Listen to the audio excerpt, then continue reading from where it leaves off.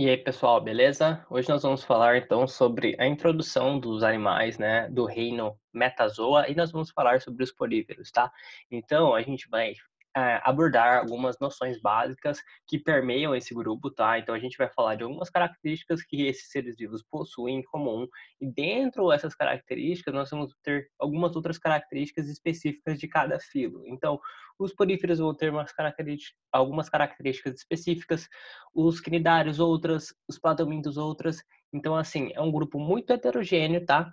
Que a gente vai ter, então, vários animais, vários seres vivos, e eles vão ser divididos de acordo com algumas características. E você pode ver que a complexidade deles aumenta desde que a gente vai indo até dos poríferos até os mamíferos, tá? Então a gente vai começar por invertebrados, aí depois a gente vai falar nas próximas aulas, né, sobre todos os outros invertebrados, a gente vai abordando em cada aula poríferos, cnidários, enfim, nessa linha evolutiva até chegar nos vertebrados, nos mamíferos, tá? Aves e mamíferos que são considerados os seres mais complexos, né, que foram alguns mais recentes, né, na cadeia evolutiva. Então vamos lá. Aqui a gente tem a classificação dos invertebrados, tá?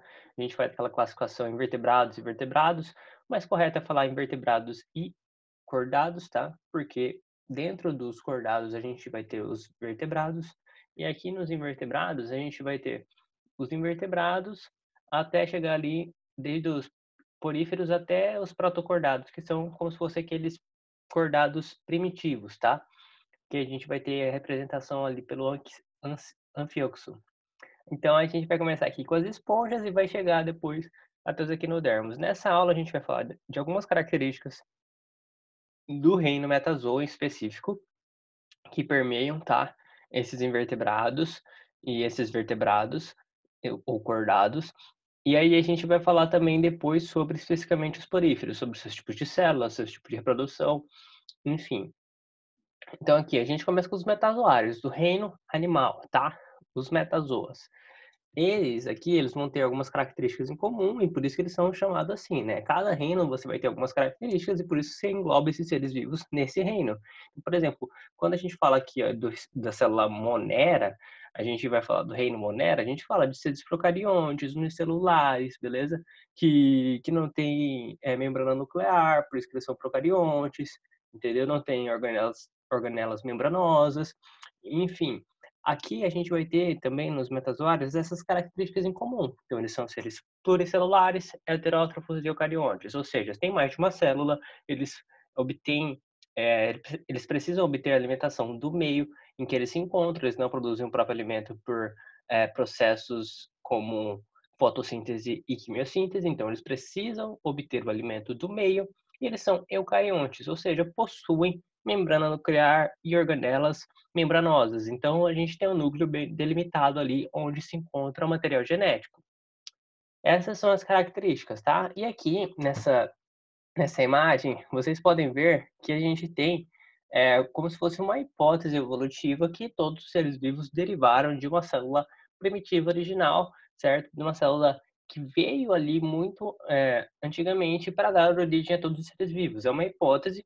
Então, aqui dessa célula teria surgido uma célula monera, que a gente teve origem aqui, ó, as bactérias e depois alguns vírus, né? Que esses vírus não são celulares, mas vamos supor, eles têm essa teoria que eles podem, dessa hipótese de que eles podem ter surgido de uma célula monera. Aí tem aqui as algas, aí tem as células protistas, que podem ter vindo dos fungos, as algas, os protozoários também dessas células protistas.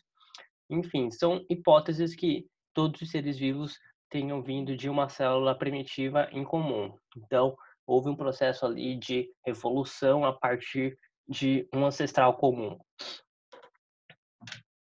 Aqui, ó, a gente tem a filogenia animal, ou seja, os filos de acordo com a evolução, a diferenciação que vai ocorrendo ao longo do tempo. Então aqui a gente vai ter, ó, poríferos, quinidários, plateumintos, nematomintos, moluscos, anelídeos, artrópodes, equinodermos e cordados. Então aqui a gente começa desde os mais simples até os mais complexos. Então aqui a gente não vai ter tecidos definidos, Aqui a gente já vai ter tecidos definidos, triblásticos, celomados, já vou explicar esses conceitos. E aqui a gente vai ter, por exemplo, diblásticos, que não tem tantos sistemas, aqui nós já vamos ter todos os sistemas, beleza? Completos, a gente já vai ter maior diferenciação, se eles já podem ser maiores, enfim, a gente vai ter um processo evolutivo em que os seres vão se diferenciando e novas características vão surgindo para auxiliar nesse desenvolvimento animal. Então aqui, ó, os metazoários, ou seja, os animais, podem ser divididos em parazoários e eumetazoários. Esse prefixo eu significa verdadeiro, então é como se a gente tivesse animais falsos e animais verdadeiros. Os parazoários, eles são considerados animais falsos. Por quê? Porque eles não têm tecidos verdadeiros. Eles são chamados assim porque eles não vão ter um tecido definido assim. A gente não vai ter, então, um conjunto de células de mesma característica, de mesma função, ordenada, sendo ali coordenada certinha, entendeu? Então, por isso que a gente não pode falar que eles têm tecidos próprios definidos. Então, são os sem tecidos verdadeiros, são os parazoários. E os eumetazoários, por sua vez, eles vão possuir, então, esses tecidos definidos. Aqui a gente vai também falar de folhetos embrionários. O que são folhetos embrionários? A gente sabe que os animais, né, eles então vão surgir como? Você vai ter ali os antecedentes, né? Que vão fazer um tipo de reprodução. E essa reprodução vai ter ali um zigoto, se for uma reprodução sexuada, e aí depois vai se desenvolvendo ali aquele zigoto, vai formando mais células, formando divisão celular, mitoses, e essa de uma célula você vai tendo mais células, mais células, mais células, até que essas células começam a se diferenciar e formar folhetos embrionários. Ou seja, folhetos são diferenciações celulares que vão formar folhetos, vão formar camadas, vão formar essas células que são todas ali indiferenciadas, são todas iguais, elas vão acabar se diferenciando para formar tipos de camadas diferentes, e essas camadas, cada uma vai dar origem a um sistema, tá? Então, as camadas que estão mais de fora, por exemplo, vão dar origem, vamos supor, à pele. As camadas que estão mais dentro, por exemplo, podem dar origem a órgãos do sistema abdominal. Então a gente vai ter assim formação de camadas, e essas camadas elas vão acabar se diferenciando em tipos diferentes no organismo. Como assim? Uma célula, uma camada que está mais externa vai dar origem a uma parte do indivíduo. Uma camada que está mais interna vai dar origem a um órgão mais interno do indivíduo, entendeu? Mas assim, os folhetos embrionários, eles não estão presentes em todos os animais. Então está aqui, ó, 100 folhetos embrionários. Então assim, são os poníferos, eles não têm folhetos. Aí a gente tem depois os quinidários, eles não têm todos os folhetos também, não tem esses 3 folhetos, são diblásticos, ou seja, tem 2 folhetos. E aí depois a gente vai ter os triblásticos, que já vão ter esses 3 folhetos, endoderme, mesoderme mesoderme e ectoderme, entendeu? Então, assim, a gente vai nesse processo evolutivo, os seres vão tendo maior diferenciação. Então, assim, se eles não têm todos os folhetos embrionários, você já vê que eles já não têm a capacidade, não têm todas aquelas camadas para gerar vários tipos de órgãos diferentes, vários tipos de tecidos especializados diferentes. Então você vê que o grau de complexidade vai aumentando à medida que eles passam, por exemplo, dos poríferos que não têm tecidos verdadeiros, não têm folhetos embrionários, até, por exemplo, os quinidários que já têm, já é um pouquinho mais complexo, até depois os plateumintos, enfim, você vai evoluindo, vão surgindo novos órgãos, novos sistemas, tá? Então aqui nós temos esses 3 tipos de folhetos, mas não significa que todos os animais vão ter esses 3 tipos, tá? Que fique claro isso. Aqui, celoma. Quando a gente fala dos indivíduos que eles têm esses 3 tipos de folheto, endoderme, mesoderme e ectoderme. Ectoderme é mais externa, endoderme é mais interna e a mesoderme é intermediária. Quando nós temos esses 3 folhetos, eles podem formar esses folhetos podem dar origem a uma cavidade, tá? Pode dar origem a uma cavidade chamada de cavidade celomática, celoma, tá? Pode dar origem ao celoma. E esse celoma vai ser um espaço que vai abrigar órgãos, vai ser um espaço que vai ser importante para o desenvolvimento animal, tá? Só que tem animais que eles vão ter esses 3 folhetos, eles não vão formar uma cavidade eh, tão evoluída, vamos dizer assim. A gente vai ter um grau de complexidade dessa cavidade. A gente vai ter os acelomados, ou seja, eles vão ter essas três, esses três folhetos e não vão formar uma cavidade, tá? Então eles vão ser os acelomados, que são os plateumintos. A gente vai ter os pseudocelomados, que são os nemateumintos, que eles vão ter essa cavidade, mas essa cavidade não vai ser totalmente revestida por mesoderme. Então aqui, ó, a gente está formando uma cavidade aqui em branco, e essa cavidade ela está sendo revestida por mesoderme e, mesoderme mais externamente e endoderme mais internamente, certo? Então ela é revestida por dois folhetos. Esses aqui são os nemateumintos, os pseudocelomados. Então eles vão ter essa cavidade importante para o desenvolvimento, mas ela vai ser revestida parte por endoderme, parte por mesoderme. E a gente chama os celomados aqueles que têm essa cavidade que vai ser totalmente revestida por mesoderme, internamente por mesoderme e externamente por mesoderme, ok? Então, nós vamos ter os indivíduos que eles podem ter todos os folhetos, quando eles tiverem todos esses folhetos, eles podem ter essa cavidade. Quando eles tiverem essa cavidade, eles vão ter o celoma. Só que eles podem ser um celoma verdadeiro ou um celoma falso. O pseudoceloma é quando, então, vai ser revestido, essa cavidade vai ser revestida tanto por endoderme quanto por mesoderme. E quando a cavidade for revestida somente por mesoderme, ela é chamada de celoma, tá? Um celoma verdadeiro. Então, eu estou apresentando essas características gerais, depois a gente vai falar sobre os poríferos. Os poríferos não têm três tecidos, não são triblásticos, nem tem celoma, tá? Isso daqui são de outras características que a gente vai abordar nos outros seres vivos, mas é importante saber dessas características já nessa aula para a gente perceber que essas características, por exemplo, essas especificidades são importantes para diferenciar um ser vivo do outro. Nas questões, às vezes eles falam isso, um indivíduo acelomado. Você já sabe que só existem é, os plateumintos, que são acelomados. Se eles falam pseudocelomado, você já sabe que está falando do nemateuminto. Se fala de um celomado, você já sabe que está falando, por exemplo, ou de um anelídeo, do molusco. Já pode ser mais, aí você falou do celomado, já podem ser vários tipos de indivíduos, tá? Mas são importantes saber dessas classificações para você conseguir diferenciar sobre aquilo que você está falando. A simetria, os indivíduos eles podem apresentar simetria, eles podem apresentar simetria radial, quando você tem uma simetria que você passa ali como se fossem várias raias e divide esse indivíduo em partes iguais, e a simetria bilateral, que você passa um plano pelo eixo longitudinal aqui do indivíduo, e você divide ele em duas partes iguais. E você também pode ter aqueles indivíduos assimétricos, tá? Gástrula ou gástrula, né? Então a gente falou que a gente vai ter um indivíduo que vai surgir ali de um zigoto, que vai se desenvolvendo, formando várias células que podem depois formar camadas. Então a gente nesse processo de divisão celular, de multiplicação, a gente vai ter então um zigoto que vai depois formar uma mórula, que depois vai formar uma blástula, depois vai formar uma gástrula. O que que são isso? São fases de desenvolvimento de uma célula até formar várias células, começando a se diferenciar. E essas células, elas podem chegar então a esse estágio de gástrula, em que elas vão formar um intestino primitivo, tá? Que é chamado de arquêntero.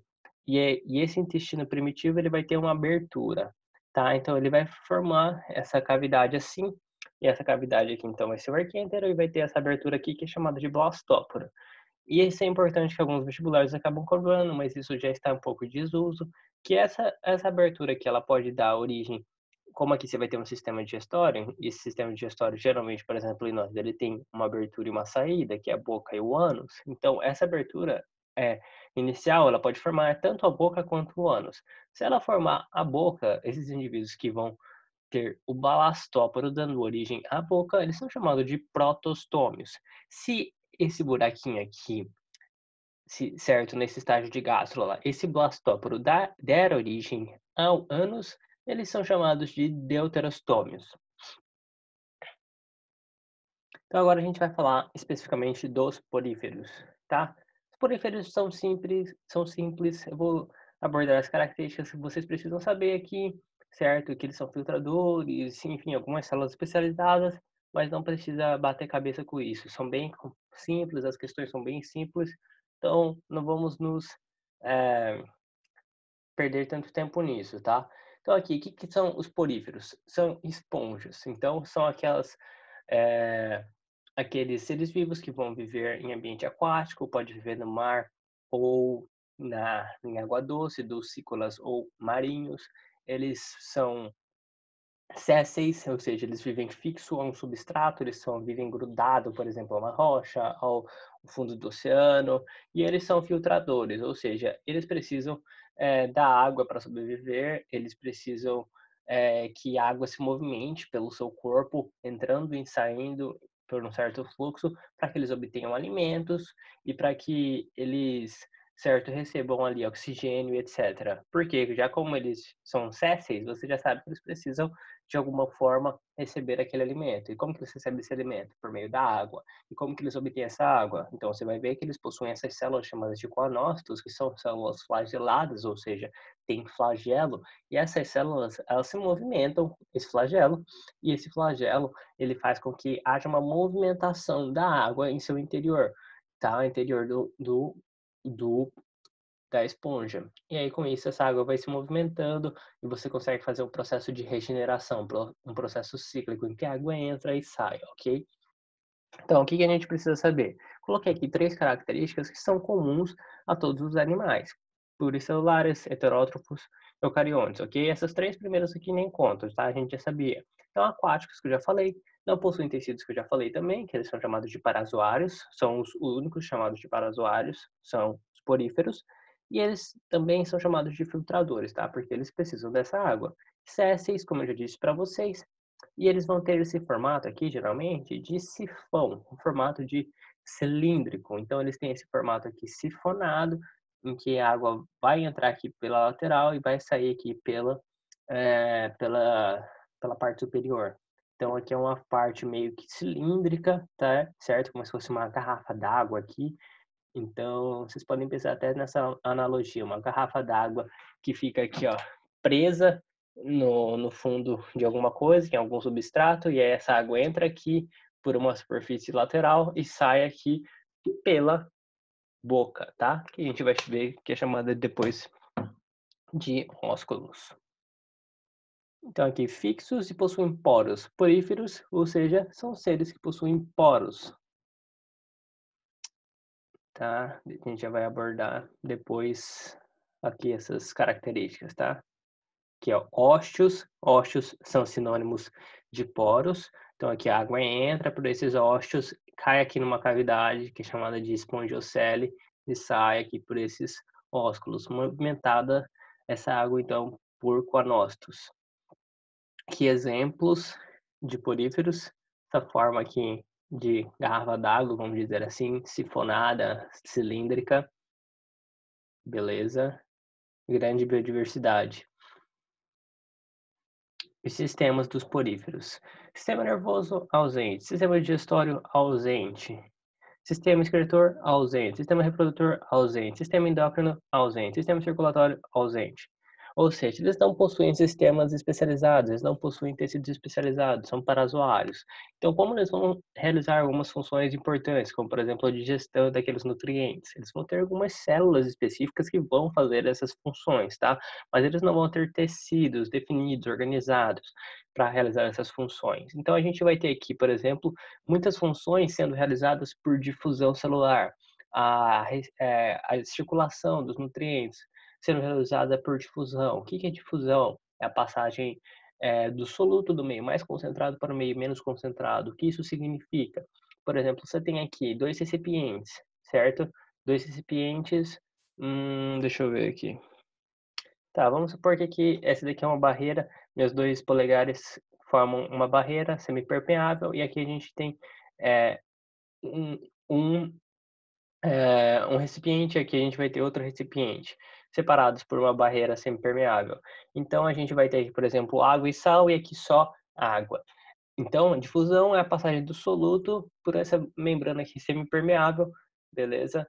Por essa, e para o outro recipiente. Então aqui a gente vai ter a passagem um pouco de soluto para cá Beleza? E um pouco também de água desse daqui para cá, osmose, tá? Então a gente vai ter, esse daqui vai acabar ficando com essa mesma concentração que esse depois de um tempo, porque mais água desse vai vir para cá, pelo processo de osmose, solvente indo do meio menos concentrado para o mais concentrado, e difusão, soluto indo do meio mais concentrado para o meio menos concentrado, tá? Então a gente vai ter esse processo de difusão ocorrendo nas esponjas, certo?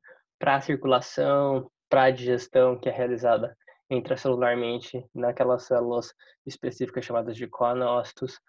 Então, basicamente isso. Vocês têm que lembrar que eles não têm sistemas, algumas coisas eles realizam por difusão.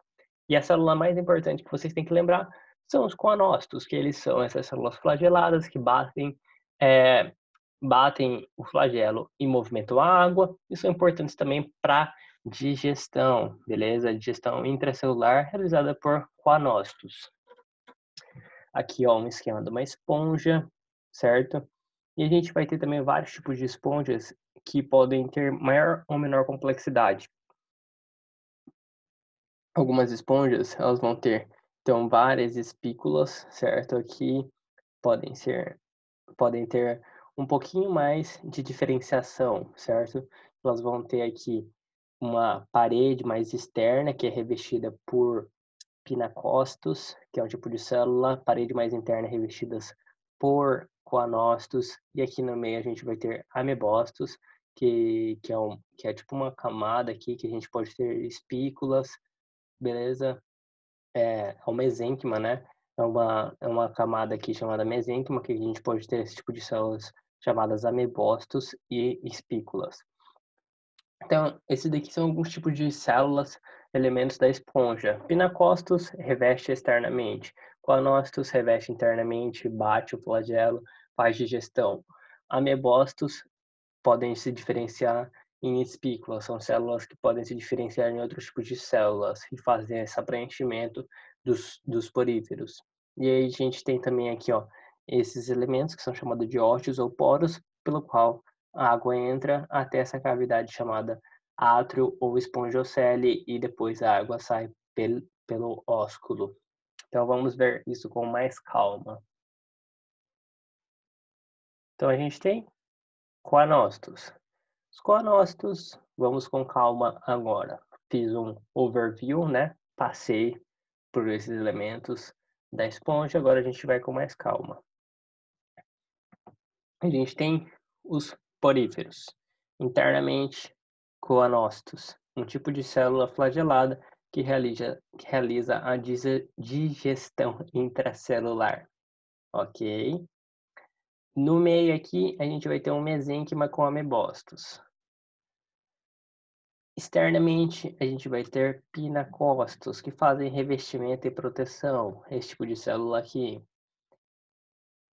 Na camada média, mesênquima, que é uma camada gelatinosa, que pode ter células e pode ter proteínas. Então, pode ter essas células chamadas de amebócitos, que podem se diferenciar, beleza? Tem a espongina, que é uma proteína, e pode ter essas espículas que são silicosas ou calcárias. Então, esses aqui são todos elementos que a gente precisa saber dos poríferos. Se vocês quiserem decorar esse tipo de célula aqui, também não é tão importante saber, mas caso tenham curiosidade, aquela vontade de querer saber tudo, então essas aqui são as células que precisam saber. Pinacócitos, coanócitos, amebócitos, e tem que saber também que tem as espículas. Podem ser espículas calcárias ou silicosas, e é basicamente isso. Esse slide aqui resume todas as células das esponjas. E aí, ó, então a gente vai ter aqui, ó, um amebócito, que fica na camada média, aqui os coanócitos na camada interna, e aqui mais externamente seria, por exemplo, os pinacócitos. E os tipos de poríferos?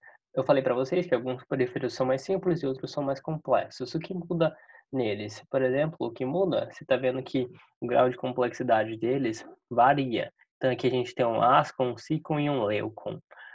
A ASL, se vocês quiserem lembrar.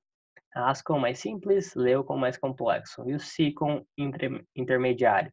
O que muda aqui? Que nos leucons a gente vai ter uma camada média maior, e aqui nos, ascons a gente vai ter uma camada média menor.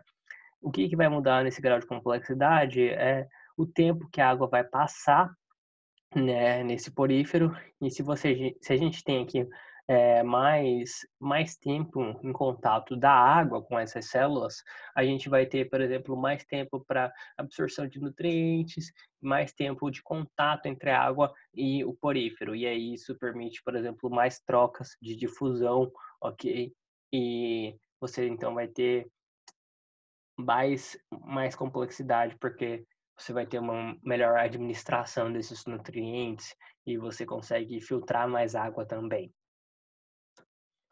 Então aqui, ó, ascom, ciclon, leucon. Então eu já disse para vocês, é importante saber que a gente tem poríferos, são chamados seres que têm poros, ou ósteos. Poros são a mesma coisa que ósteo. Então vamos repetir aqui, ó. Externamente a gente tem pinacóstos. Na camada média a gente tem amebóstos, beleza? Na camada média que é chamada de mesênquima a gente tem amebóstos, a gente tem espongina e a gente tem espículas que podem ser silicosas ou calcárias. Internamente a gente vai ter os coanócitos que fazem a digestão intracelular e que vão ser importantes para a movimentação da água.